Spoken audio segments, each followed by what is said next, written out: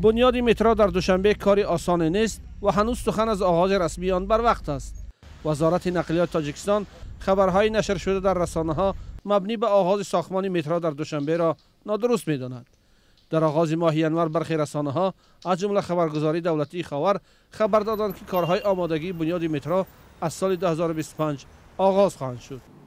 سخن درباره ببینید هست اساسناکنی تکنیکی اقتصادی، یعنی که تئو میگن، با هست پرد تئو، یعنی که تا اساسناکنی تکنیکی اقتصادی ما باید که همین حالت بینیم که امکانات ساختن بعضی شرایط، یعنی همه همین را ما تا حتی اساسناکنی تکنیکی اقتصادی باید که کاربری کنیم. با گفته وزیر کارهای تحقیقاتی پیشکی ماه مارس یا اپریل سال جاری به پایان میرسد.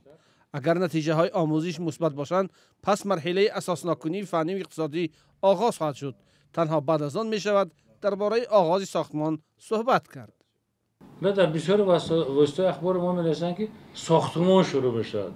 ساختمان انشاءات آسان نیست. اینا باید همه طرفه آموخته، همه پهلوش آموخته بعد کار سر شود. لیکن هر یک کار ابتدا و انتها دارد.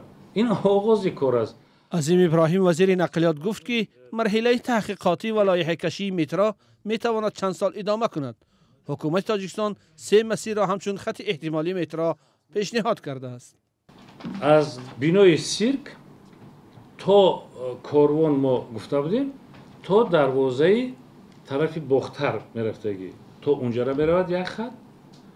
از سیرک تا завод کارخانه سمنت بروری و از سیرک تا به اصطلاح موضوعی که داک میگیم تا اون قسمتی برآمدی از شهر طرف وحدت.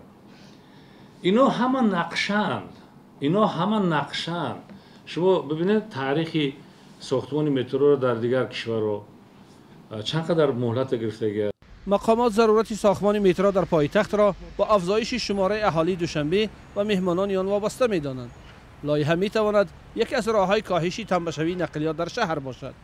با این هدف سال 2022 با شرکت راه آهن ملی کره یادداشت تفاهم در مورد آموزش امکانیت ساختمان راه آهن شهری و متروی سبک در دوشنبه امضا کرده است. تاکنون اکسیم بانک کره جنوبی مرحله آموزشی لایحه را مبلغ گذاری کرده است.